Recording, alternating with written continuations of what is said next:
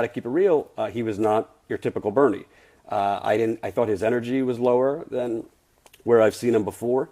I thought he was talking a little bit more like a wonk, like policy wonkish, rather than, oh, Hillary Clinton's great, and we have our differences, but we really gotta get going with this. He really seemed more just kind of taking one for the team, was my impression. Like this article said, faint praise from her former rival. So I just didn't, from Bernie, it didn't come off like Bernie was at typical Bernie levels in the energy, the authenticity. It almost looked like he was not, kind of just there because he had to be. Don't tell me about your love of the American worker when you're exploiting poor people in Bangladesh. Bring those plants back to America. And one day we learned that a multi-billionaire, a man who owns mansions all over the world, a man who prides himself, who boasts how rich he is, how much he has, he does not pay a nickel in federal income taxes.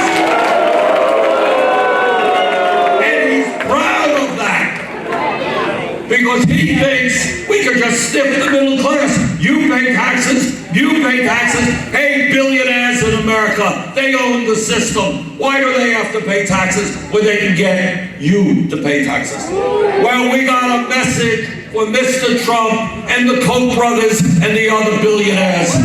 Hillary Clinton is going to get elected president, and they all going to start paying their fair share of tax.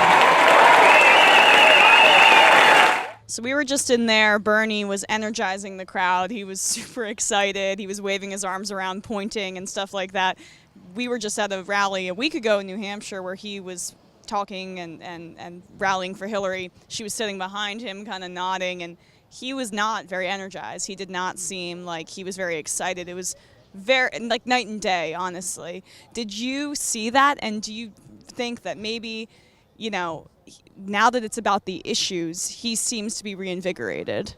I think so. I think I think the main problem that Bernie's faced is a lot of people ultimately are questioning why Bernie endorsed Hillary.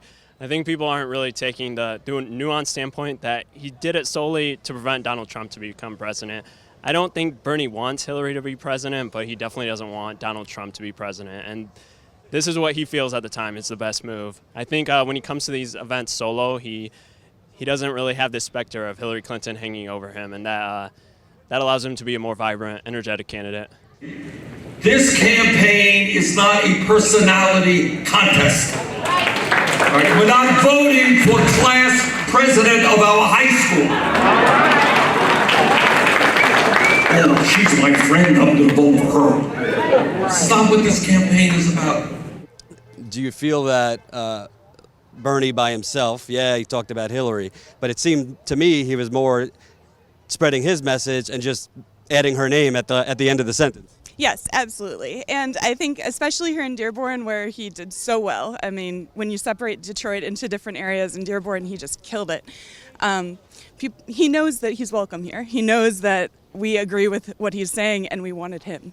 So I think that his message here resonates especially deeply because of the high immigrant population that we have. And honestly, we're still recovering from 2008.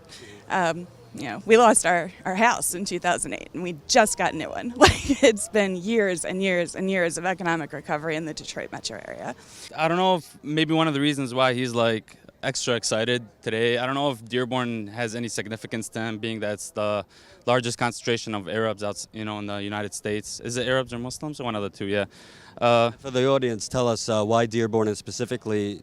Is there such a big congregation of Muslims? Actually, I don't know the history behind that. I think maybe that has something to do with maybe the concentration of manufacturing jobs in this area back in the day, but in terms of history. But yeah, that's my first. But I can't help but stand to think of is it too late? All this excitement is making me wonder, what if Bernie Sanders declares third party, right now, and then he just, jumps on. Unfortunately, it's too late. Yeah, I don't know. I mean, what if... He missed all the filing deadline. Yeah. Oh, did he? Well, we could write him in, couldn't we? You can write him in, yeah. Yeah, I mean, I don't know. Just think about it, You know, Whether they'll count it or throw it out, who knows? yeah, right. Yeah, right. Tell me about it.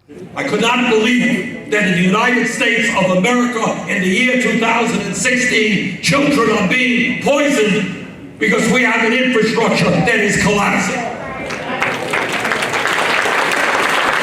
And it's not just Flint. There are water systems all across this country where people are turning on the faucet and the water that's coming out is not drinkable. This is America.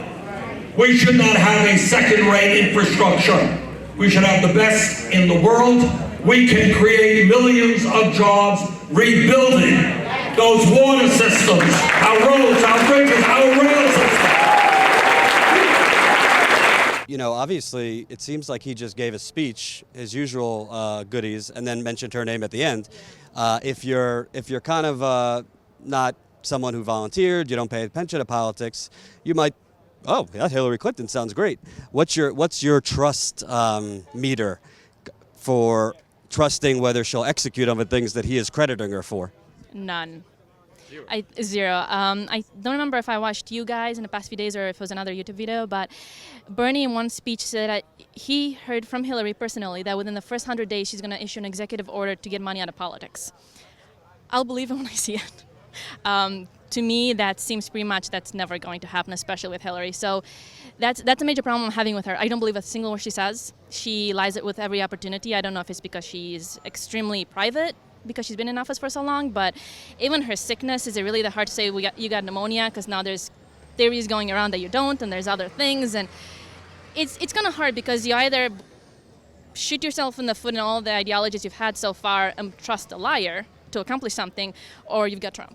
So it's like a rock and a hard place. I don't even know where to go. Even if at this point, I'm thinking of going third party, more Jill Stein, but the same hand, Johnson has more of an option to breaking the two-party system. So my ideologist at this point. Unfortunately, he can't name a world leader. He just couldn't name North Korea, but. Yeah, that is. At this point, truthfully, it's a question of do you follow your ideologies or do you try to break the system? Because you can't have both. So you have to hurt yourself one way or another.